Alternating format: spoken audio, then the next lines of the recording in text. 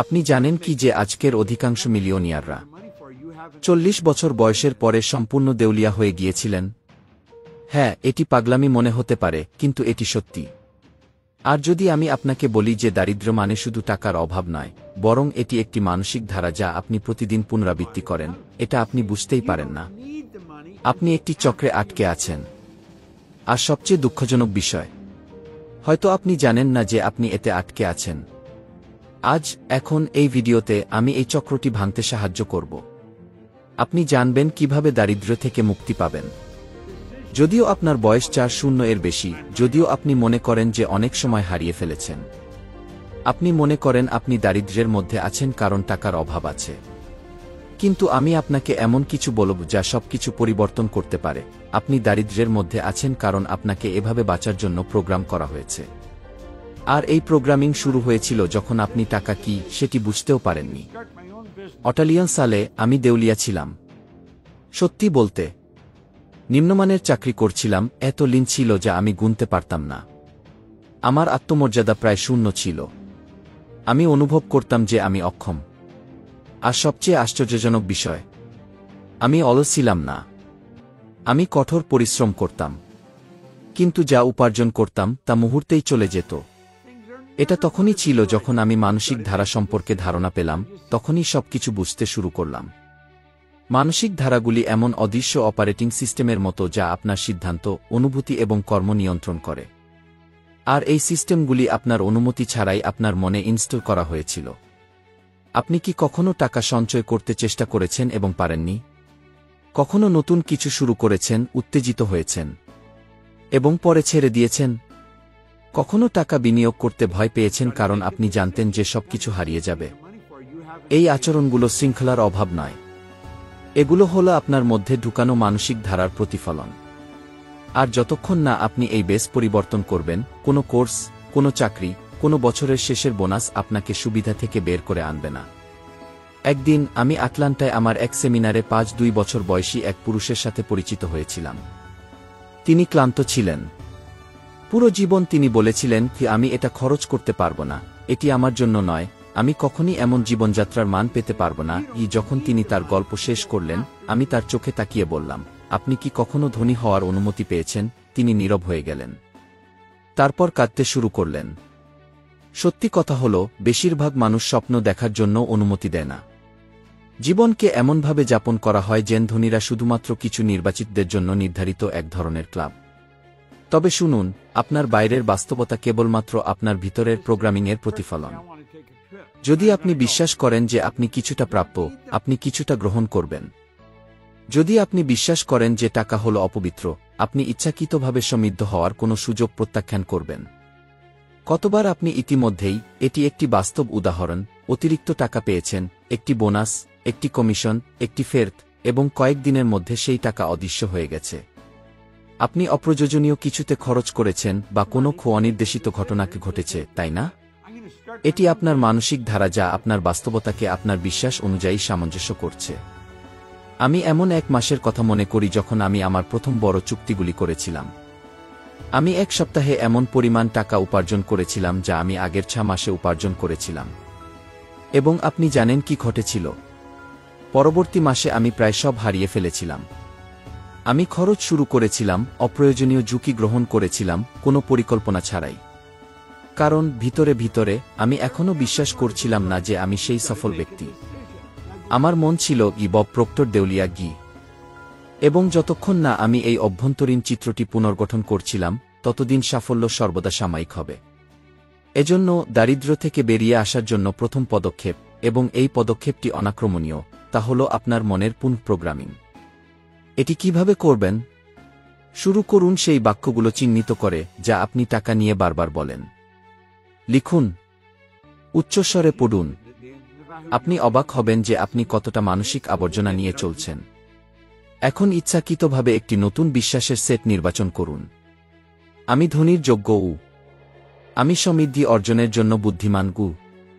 আমি সহজেই নতুন আয়ের উৎস সৃষ্টি করি গি। এগুলি প্রতিদিন সকালের সময় এবং শোবার আগে ভাবুন। এই সময়ে আপনার মন সবচেয়ে গ্রহণযোগ্য থাকে। এখন হয়তো আপনি ভাবছেন, কিন্তু বব, কেবল এটা বাক্যগুলো পুনরাবৃত্তি করলেই কি আমি ধনী হয়ে যাব? নিশ্চয়ই না।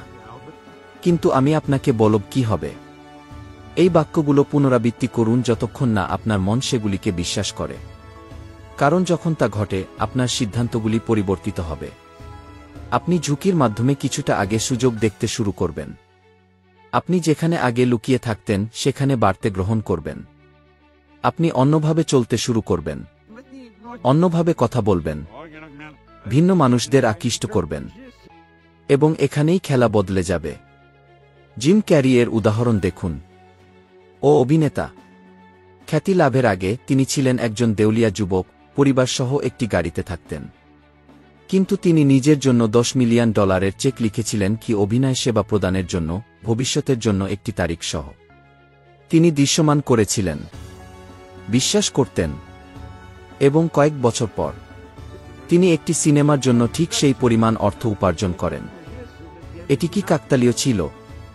হয়তো, কিন্তু আমার জন্য এটি কারণ ও ফলাফল। তিনি ভিতরে পরিবর্তিত হয়েছিলেন, এবং বিশ্ব প্রতিক্রিয়া দেখিয়েছে। এই সময়ে আপনি কি কখনো দেখেছেন এমন মানুষদের যারা লটারি জিতেছে এবং কয়েক বছরের মধ্যে সবকিছু হারিয়ে ফেলেছে? আপনি কি কখনো দেখেছেন এমন বিখ্যাত মানুষদের যারা কোটি কোটি উপার্জন সত্ত্বেও ঋণে ডুবে গেছেন? নিকোলাস কেজের কথা ধরুন, তিনি তার ক্যারিয়ারে $150 মিলিয়ন উপার্জন করেছিলেন এবং প্রায় সবকিছু হারিয়ে ফেলেছিলেন তাড়াহুড়ো সিদ্ধান্ত এবং এক অব্যক্ত মানসিকতা নিয়ে। সমস্যা কখনোই টাকা ছিল না, এটি ছিল পরম্পরা। আপনাকে একজন লড়াইরত জীবিকা অর্জনকারীর মতো চিন্তা করা বন্ধ করতে হবে, এবং আপনাকে এমন একজনের মতো চিন্তা শুরু করতে হবে যিনি জয়লাভের জন্য জন্মেছেন।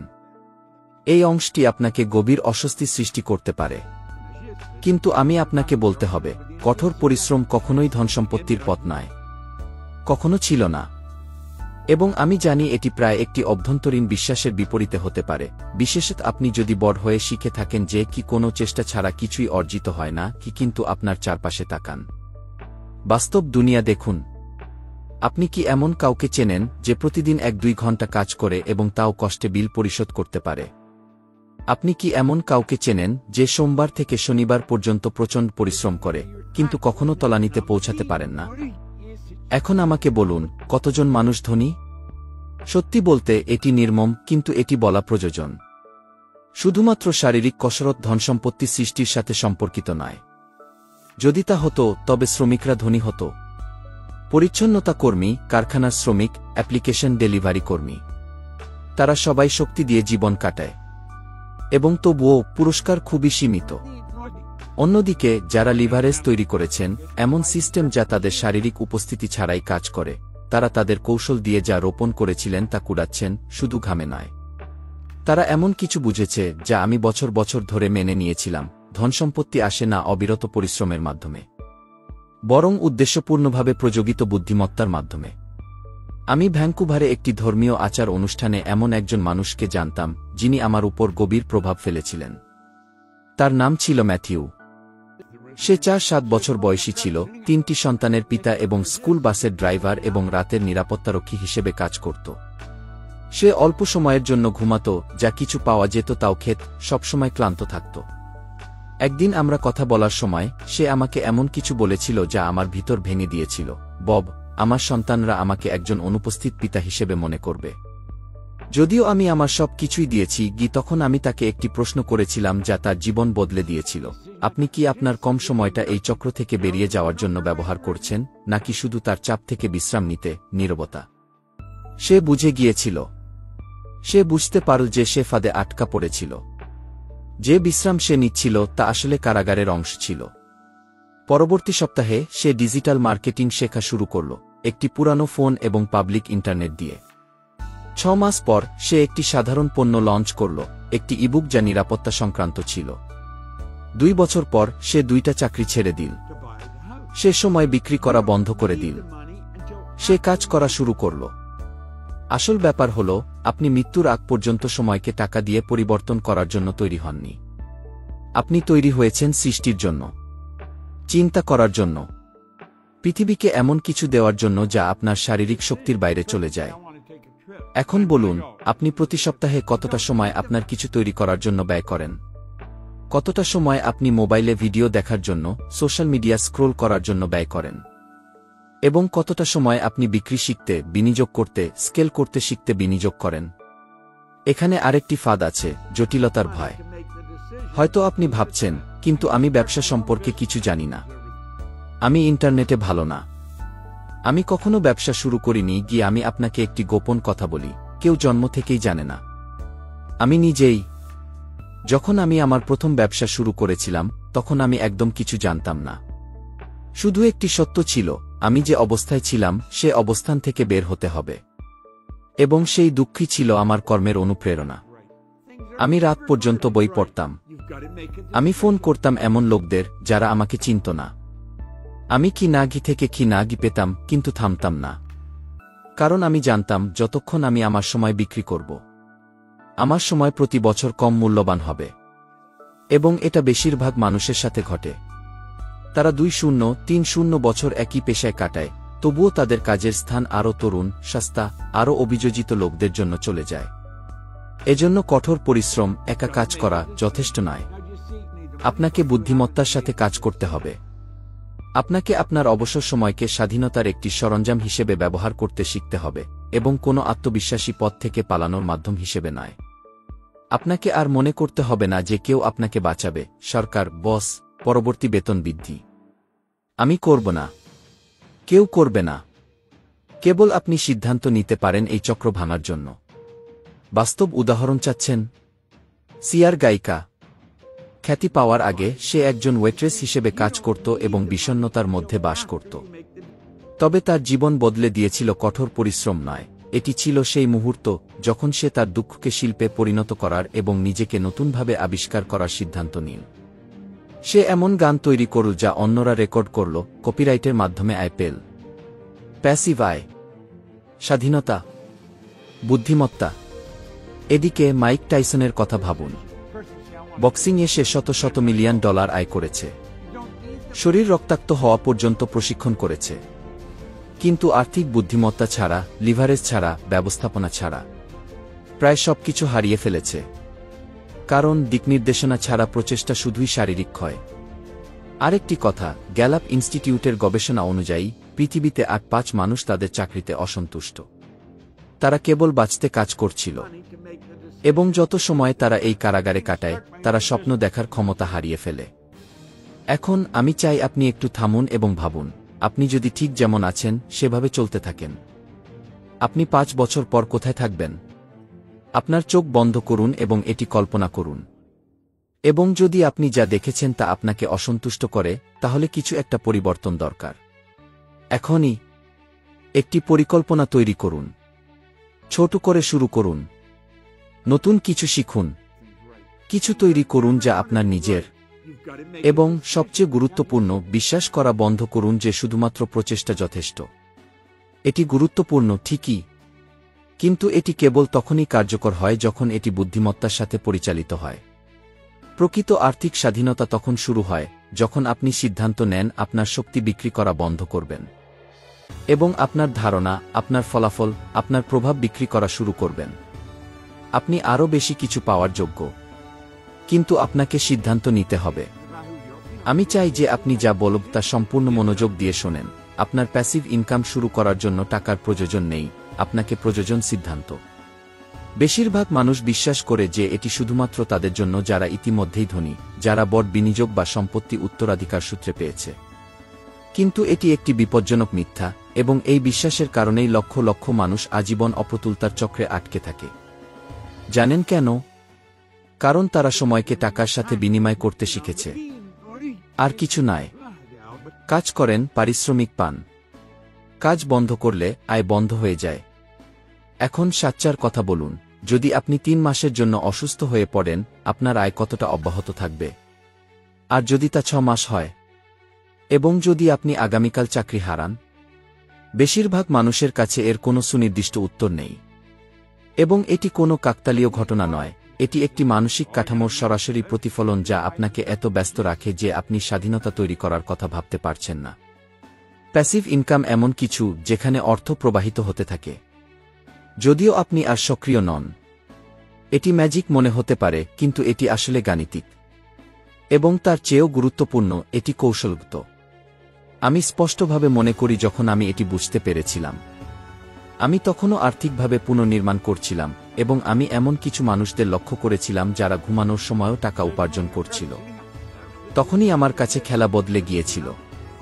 আমি শুধুমাত্র টাকা উপার্জন করার কথা ভাবা বন্ধ করে দিলাম, এবং আমি ভাবতে শুরু করলাম কিভাবে টাকা আমার জন্য কাজ করাতে পারি, কিভাবে এমন আয়ের উৎস তৈরি করা যায় যা আমার সরাসরি ঘাম থেকে নির্ভরশীল না হয়।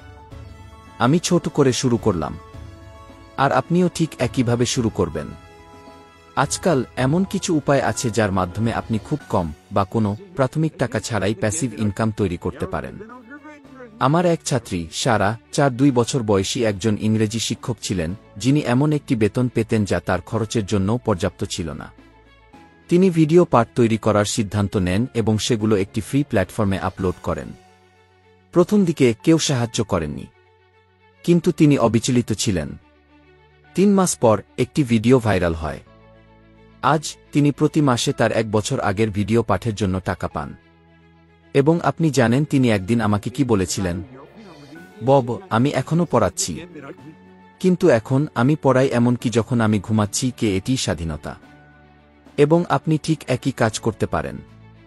আপনি একটি কোর্স তৈরি করতে পারেন, একটি ইবুক লিখতে পারেন, একটি অনলাইন দোকান খুলতে পারেন, এমন একটি তহবিলে বিনিয়োগ করতে পারেন যা ডিভিডেন্ড প্রদান করে।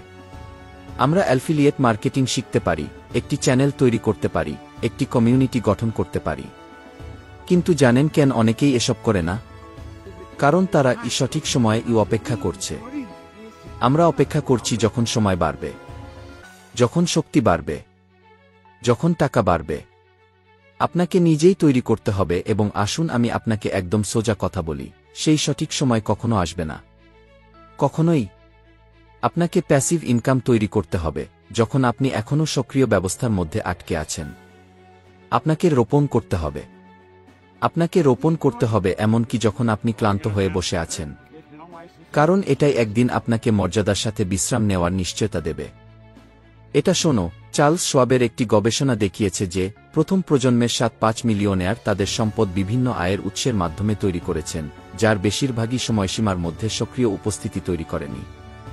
অন্যদিকে যারা শুধুমাত্র একটির উপর নির্ভর করেন, একটি একক চাকরি, তারা সবসময় ক্ষতিপূরণের কিনারে বসে থাকে। তারা সুতো দুলতে থাকা সার্কাস শিল্পীর মতো, যে কোনো বাতাস তাদের সব কিছু মাটিতে ফেলে দিতে পারে। তুমি কি সত্যিই তোমার ভবিষ্যৎ একটি মাত্র বেতনের হাতে রাখতে চাও? আর কি কিন্তু বাব, আমার তো 4 বছরের বেশি বয়স। কি এটা কোনো অজুহাত নয়, বরং এটা তোমার সুবিধা। তুমি ইতিমধ্যে পৃথিবী দেখেছ, ভুল করেছ, অভিজ্ঞতা অর্জন করেছ। তুমি জানো তুমি কি চাও, এবং আরও গুরুত্বপূর্ণ, তুমি আর কি কখনো বাঁচতে চাও না। তুমি শুধু উদ্দেশ্যসহ কাজ করতে হবে। মনে আছে যখন আমি বলেছিলাম লিভারেজ তৈরি করার কথা? ভাবো, তুমি একটি ইবুক লিখতে পারো যা বছরের পর বছর বিক্রি হবে। তুমি তোমার অভিজ্ঞতার ভিত্তিতে একটি অনলাইন মেন্টরশিপ তৈরি করতে পারো। আমরা এমন শেয়ারের সম্পর্কে শিখতে পারি যেগুলি মাসে মাসে ডিভিডেন্ড দেয়। তুমি একটি ডিজিটাল স্টোর স্বয়ংক্রিয় করতে পারো। তুমি খুব বেশি কিছু চাও না।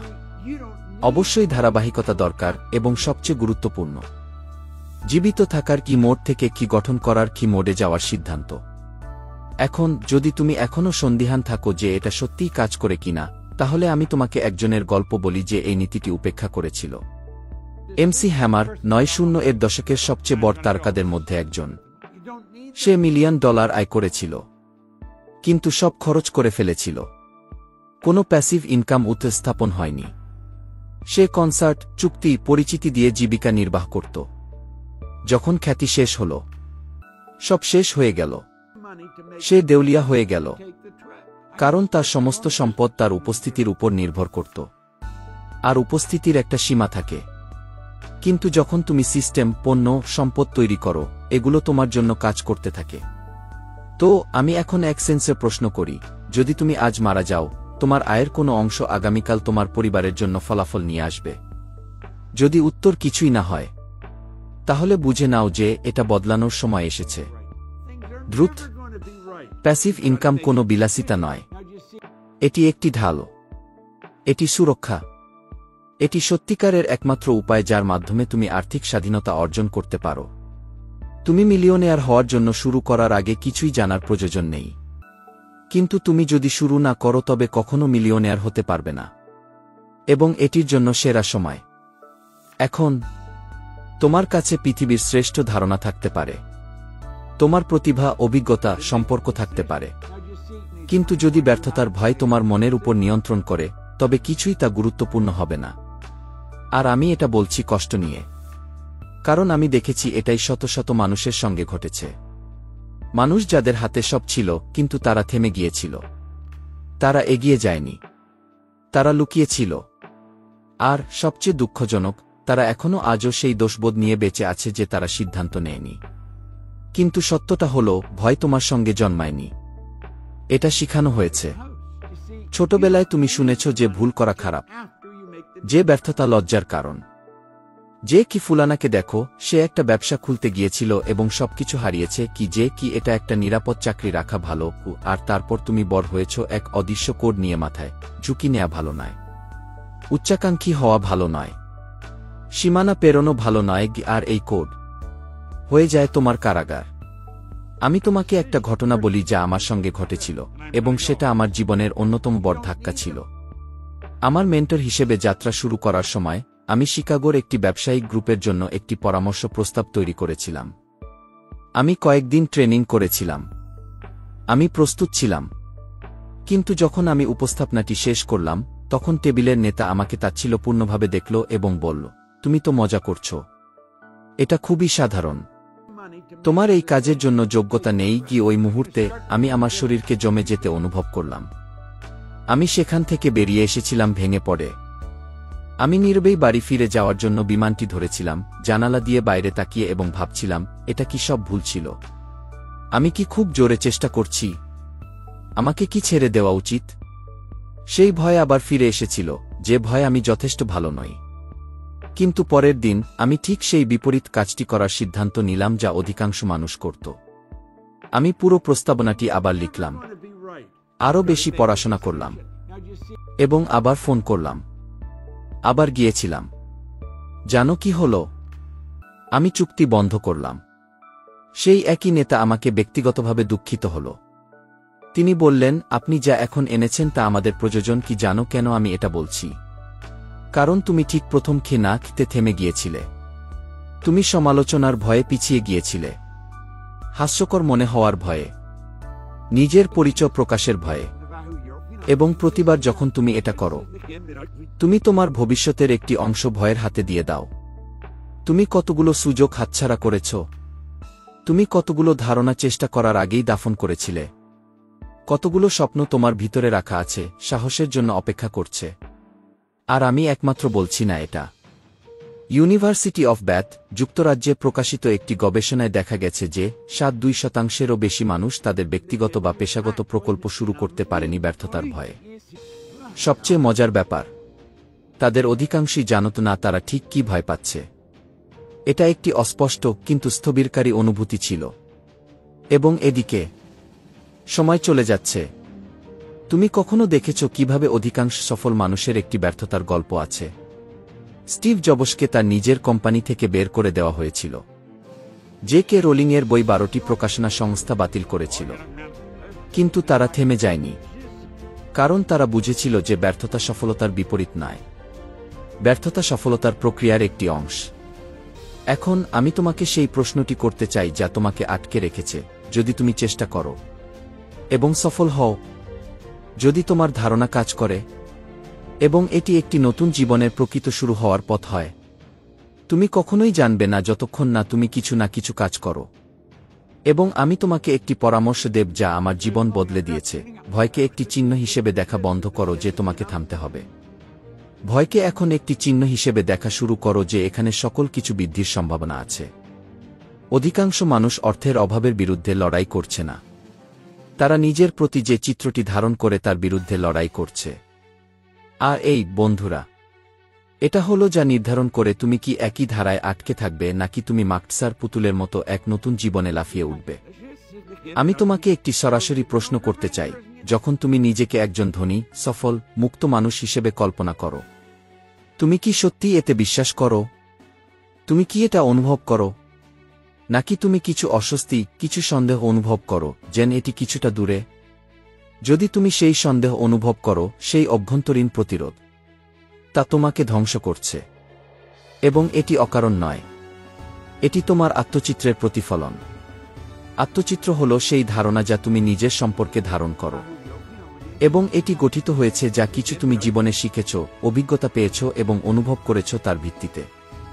যখন তুমি শুনেছিলে কি এটা আমাদের মতো মানুষের জন্য নয়, যখন তুমি অস্বীকার হয়েছিলে, যখন তুমি ব্যর্থ হয়েছিলে, যখন তুমি অন্য কারো সাথে তুলনা করেছিলে, এসব কিছুই তোমার আত্মচিত্রকে গঠন করছিল। এবং এখানে গোপন কথা, তুমি কখনোই তুমি যা মনে করো তা পরিমাণে পার করবে না। তুমি কিছু সময়ের জন্য কিছু পেতে পারো, কিন্তু যদি তোমার আত্মচিত্র তা অনুসরণ না করে, তুমি সবকিছু ধ্বংস করবে এবং আবার শূন্যে ফিরে যাবে। এ কারণে কিছু লোক বেশি আয় করেও তবুও দেউলিয়া থাকে। তারা একটি বোনাস, একটি প্রমোশন, অপ্রত্যাশিত কিছু টাকা পায় এবং সবকিছু খরচ করে, সবকিছু হারিয়ে ফেলে, আবার ঋণগ্রস্ত হয়ে পড়ে। কারণ তাদের গভীর ভিতরে তারা নিজেদেরকে এমন একজন হিসেবে দেখতে পায় না যে টাকা থাকা উচিত। আপনি কি মনে করেন আপনি একটু সময়ের জন্য সঠিক থাকেন? আমি অনেকবার এটি ঘটতে দেখেছি অসাধারণ মানুষদের সাথে, এবং আমি এটি আমার সাথেও ঘটতে দেখেছি। এক সময় ছিল যখন আমি আমার ব্যবসা শুরু করার পর সবকিছু খুব দ্রুত চলতে শুরু করেছিল। টাকা আসছিল, সুযোগগুলো আসছিল, মানুষ আমাকে স্বীকার করছিল।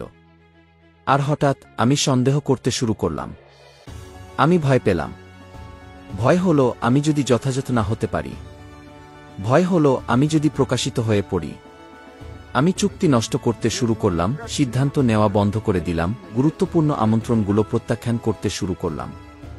একদিন একা বসে আমি একটি প্রশ্ন লিখলাম কাগজে, আমি কে যে আমি এটা পুরোপুরি পেতে পারি? উত্তরটি সেদিনই চলে আসে।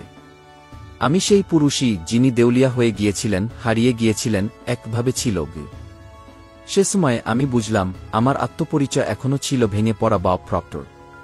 আমি এখনও সেই পুরুষ ছিলাম যে বিলগুলো পরিশোধ করার জন্য সংগ্রাম করছিল, যে সম্মানজনকভাবে নেতৃত্ব দিতে হারিয়ে গিয়েছিল। এবং যদি আমি এটি পরিবর্তন না করি, তবে আমি আবার সব কিছু হারাব। প্রকৃত পরিবর্তন কাজগুলিতে শুরু হয় না, এটি শুরু হয় পরিচয়ে। আমি প্রতিদিন এটি কাজ করতে শুরু করলাম। আমি লিখতাম আমি কে হতে চাই। আমি জোরে পড়তাম।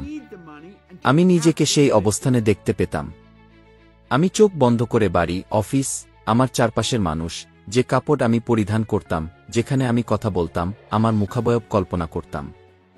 এবং আমি এটি প্রতিদিন পুনরাবৃত্তি করতাম যতক্ষণ না আমি ভিতরে সেই মানুষটি হয়ে উঠতাম। তবেই পৃথিবী আমার ভিতরে যা ছিল তা আন্তর্জাতিকভাবে প্রতিফলিত করতে শুরু করল। এখন সৎভাবে উত্তর দিন, আপনি যখন আয়নায় তাকান, আপনি কি একজন সমৃদ্ধ মানুষকে দেখেন?